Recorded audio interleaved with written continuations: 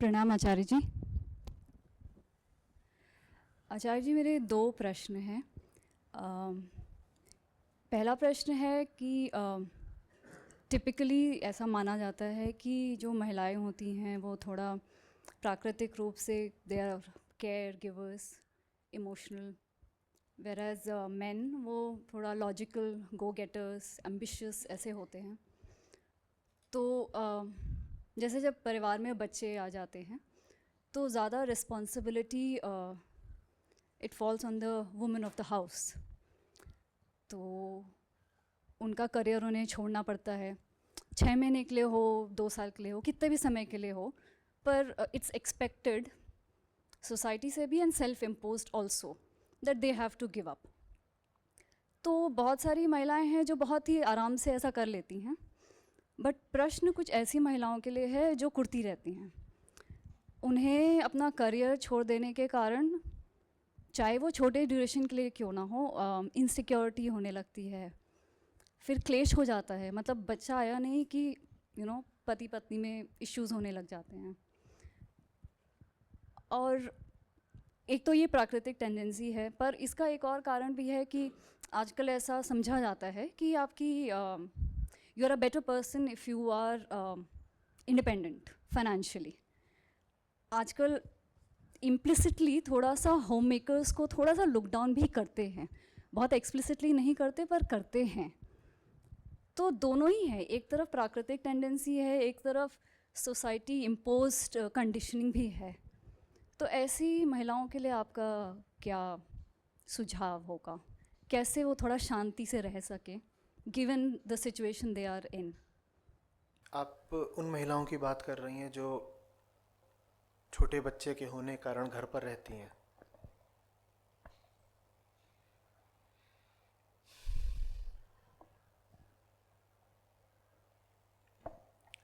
वो आ गया है या आ गई है छोटी बच्ची, तो जितने दिन उस बच्ची का अधिकार है उसको वो अधिकार आपको देना ही पड़ेगा। सवाल मेरा दूसरा है, मातृत्व, गर्भाधान, प्रेगनेंसी, ये कोई अचानक आसमान से गिरी चीजें तो होते नहीं। बैठी बैठी, आपको तो पता होता है ना कि अब आप गर्भ धारण करने जा रहे हैं।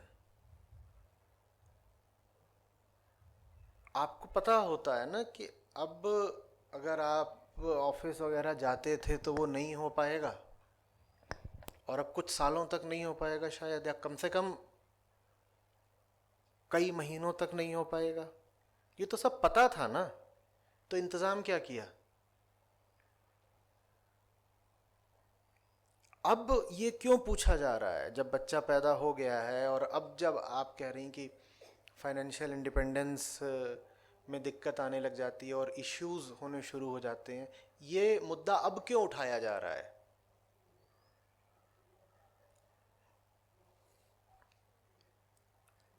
कम से कम 9 महीने तो उपलब्ध थे सोचने के लिए, ज्यादा नहीं तो 9 महीने तो थे ना सोचने के लिए। तब सोचा क्यों नहीं गया कि अब कैसे करना है? और प्रेगनेंसी के पहले ही दिन से तो नौकरी छोड़ नहीं देनी पड़ती। कई महीने उपलब्ध थे आगे की योजना बनाने के लिए और कुछ ऐसा इंतजाम प्रबंध करने के लिए कि अपनी जो आर्थिक स्वतंत्रता है वो बनी रहे। वो प्रबंध क्यों नहीं किया गया? और प्रबंध नहीं किया गया तो फिर पछताए होत क्या? जब आपको पता है कि अभी आप अगले 6 महीने या साल भर बाहर नहीं निकल सकती, या शायद 2 साल बाहर नहीं निकल सकती, या शायद 4 साल बाहर नहीं निकल सकती, तो उसका आपने क्या विकल्प तलाशा? क्योंकि विकल्प तो तलाशना है ना। ये तो बात ही नहीं है कि अब बच्चा आएगा तो अब मैं कमाना वगैरह छोड़ दूंगी। चलिए कमाना भी छोड़ देना है तो पहले से आपने कुछ बचत करके क्यों नहीं रखी? ऐसा तो नहीं है कि जिस दिन नौकरी लगी उसी दिन गर्भवती हो जाना जरूरी है। पहले कर लो 3 साल 5 साल नौकरी, बचत कर लो, उसके बाद आ जाएगा बच्चा। तो वहां पर फिर किसी पर निर्भर नहीं होना पड़ेगा। आप कह सकते हैं कि भाई आने वाले 2 साल के लायक मैंने तो अपनी ही बचत करके रखी हुई है। या कोई ऐसी नौकरी तलाश ली जाए जो घर से ही की जा सकती है, बच्चे के साथ की जा सकती है। ऑनलाइन युग है अब तो।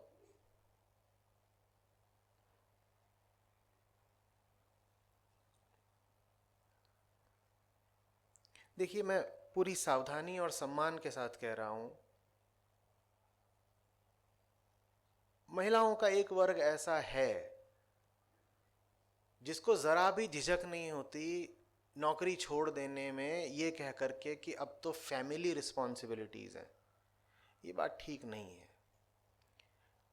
कई बार तो ऐसा भी लगता है, सब महिलाओं की नहीं, कुछ की बात कर रहा हूं, जैसे वो फिराक में ही थी कि कोई बहाना मिले और नौकरी छोड़ दें और घर बैठ जाएं, बस किसी तरीके से कोई सम्मानजनक तरीका मिल जाए नौकरी छोड़ने का। सब महिलाएं ऐसी नहीं हैं, मुझे गलत ना समझा जाए। लेकिन एक वर्ग है ऐसा, खट से रिजाइन करती हैं और बैठ जाती हैं घर पे। पुरुष ऐसा नहीं करते। नतीजा ये है कि एम्प्लॉयर्स भी कुछ बातें जानते हैं हायरिंग के समय।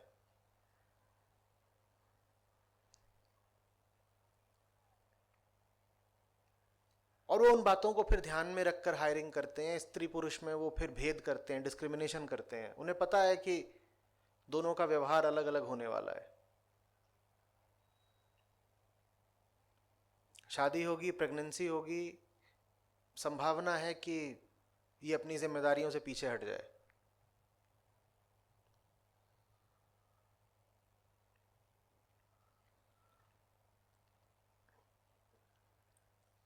और इसमें मैं कह रहा हूं, स्त्री की चालाकी जितनी होगी तो होगी, स्त्री का शोषण बहुत ज्यादा है।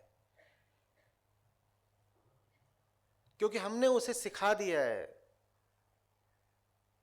कि उसको सम्मान का अधिकारी बनाता है उसका मातृत्व, जो कि है एक बिल्कुल शारीरिक बात। तो हमने कह दिया है कि तुम्हारे शरीर से जो हो रहा है उतने भर से तुम सम्मान की अधिकारी हो गई। वो सब बातें सारी कि माँ से ऊंची जगह तो भगवान की भी नहीं होती वगैरह वगैरह, सुना है ना खूब। माँ कैसी भी हो उसके चरणों में जन्नत होती है, ये सब बातें। न पढ़ी हो, न लिखी हो, न उसमें कोई गुण हो, न योग्यता हो, न संसार को जानती हो, न अध्यात्म को जानती हो।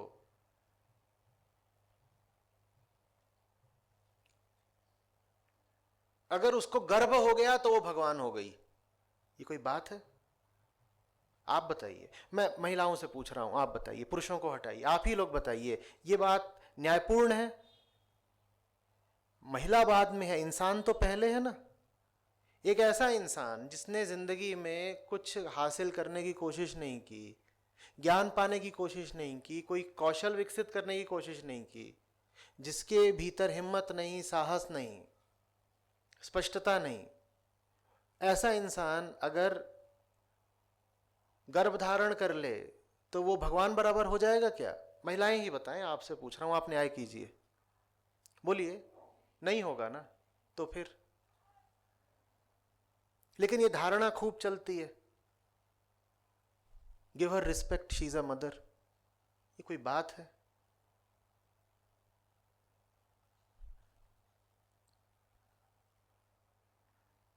आप एक मनुष्य हैं, महिला बाद में हैं। आप बिल्कुल वैसे ही एक अतृप्त चेतना है जैसे एक पुरुष होता है। तो आपका भी अपने प्रति वही कर्तव्य है जो एक पुरुष का होता है, जीवन को सार्थकता देना, पूर्णता देना, चेतना को उसकी ऊंचाइयों पर पहुंचाना। आपका भी तो यही धर्म है ना जीवन में। तो किसने आपका शोषण करा है आपको ये पट्टी पढ़ा के कि आपका पहला धर्म है मां बनना? मुझे बताइए। अगर पुरुष का पहला धर्म बाप बनना नहीं है तो स्त्री के लिए मातृत्व तो पहली चीज कैसे हो गई? किसने ये झूठा पाठ पढ़ाया आपको? और आपको दिख नहीं रहा है ये पाठ पढ़ा करके कितना शोषण किया गया है, कितनी बेड़ियों में डाला गया आपको? मुझे आग्रह करके कह रहा हूं, गलत न समझा जाए, मैं मातृत्व के और गर्भ रखने के और बच्चों के खिलाफ नहीं हूं। मैं बस चेतना के पक्ष में हूं, समझदारी के पक्ष में हूं।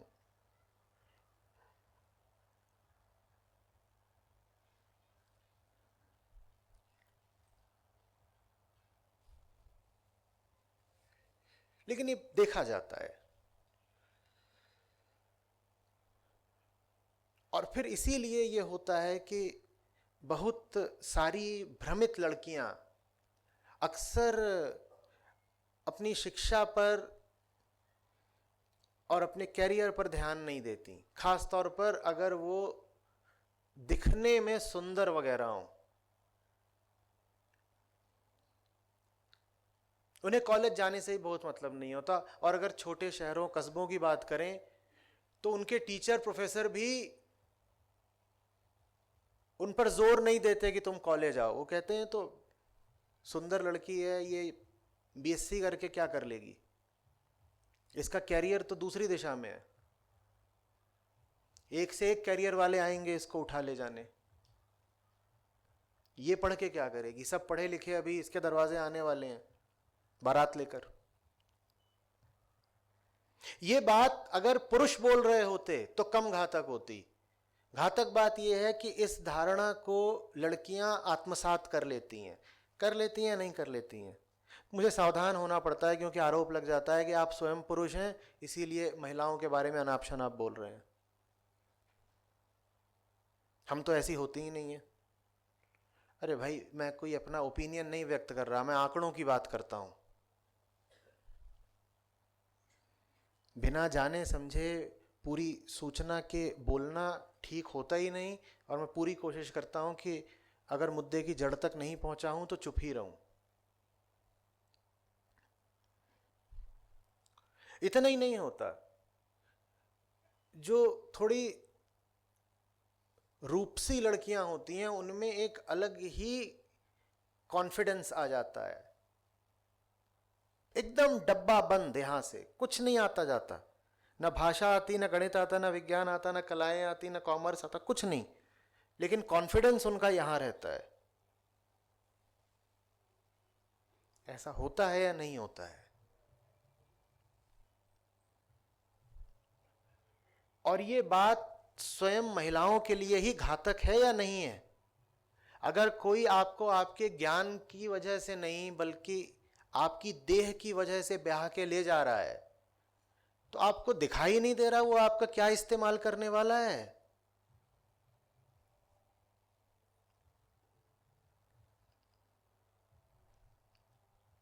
बोलिए।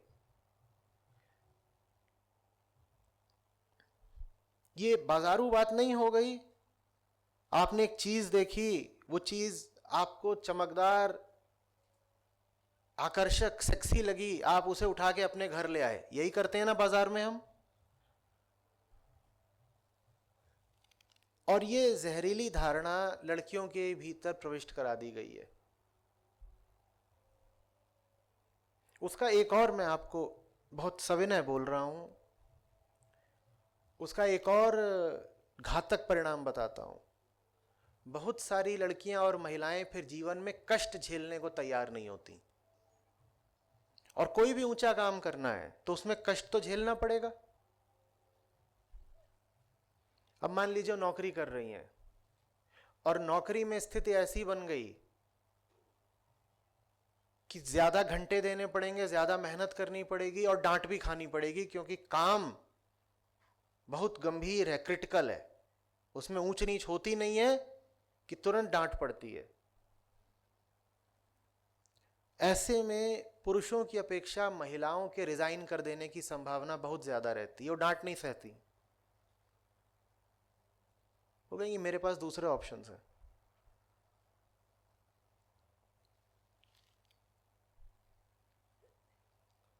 9 to 5 ठीक है, पर ज्यादा दबाव डालोगे, परेशान करोगे, मैं रिजाइन कर दूंगी।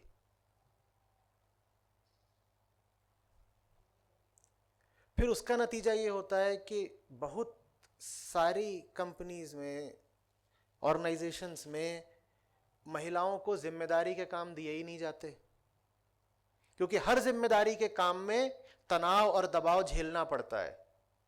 ये भूल जाना पड़ता है कि कब खाना खाया, कब सोए, कब नहाए, कब आए, कब गए। आप में से जो लोग काम करते हैं, कहीं व्यवसायिक अनुभव है, वो मेरी बात से सहमत हो रहे होंगे। होता है कि नहीं होता है? एकदम जूनियर लेवल पर ऐसा चल जाता है कि 9 बजे आए, 5 बजे निकल गए। जैसे जैसे आपके काम की गंभीरता बढ़ती है, जैसे जैसे आप नेतृत्व के पदों पर आते हो, वैसे वैसे काम 24 घंटे का हो जाता है लगातार।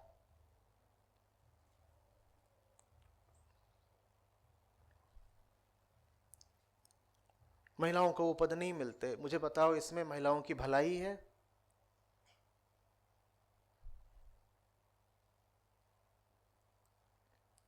उसको हमने देह बना डाला है, मां बना बनाकर उसको देह ही बना दिया। क्योंकि बच्चा जनना काम तो देह का ही है ना।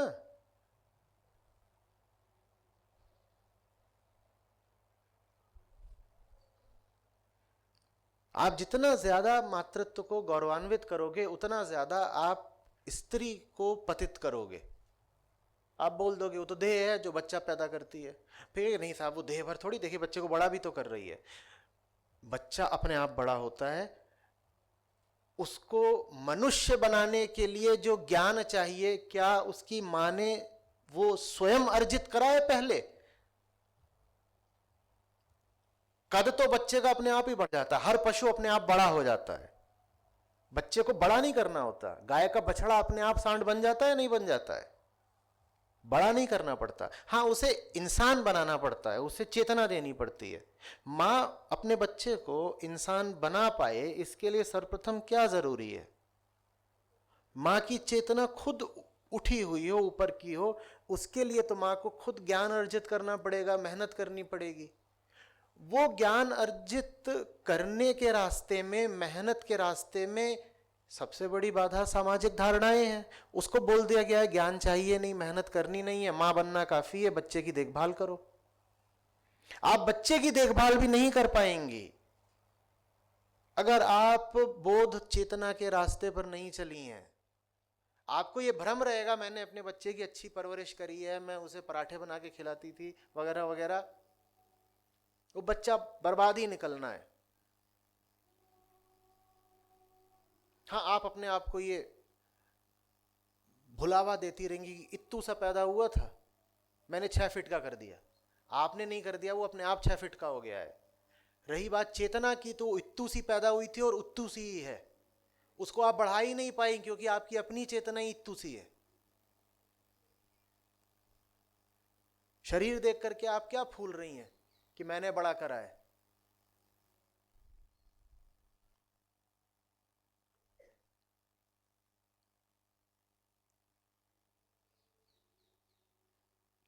आप लोगों को, महिलाओं को बुरा तो नहीं लग रहा है? 1000, 2000, शायद 10,000 महिलाओं की एक पूरी ब्रिगेड है जो विशेषकर मेरे पीछे पड़ी रहती है।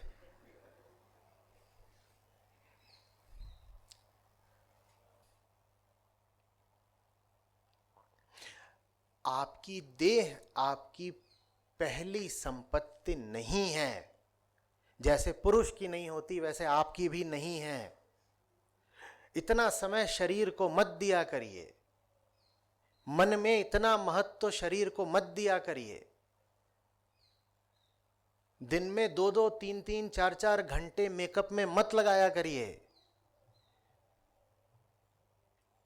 कोई आदमी रोज नहाता है, इससे वो अच्छा आदमी नहीं हो जाता।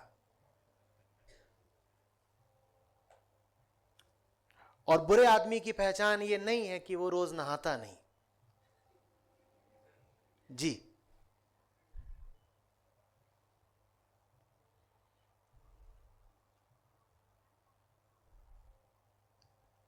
है।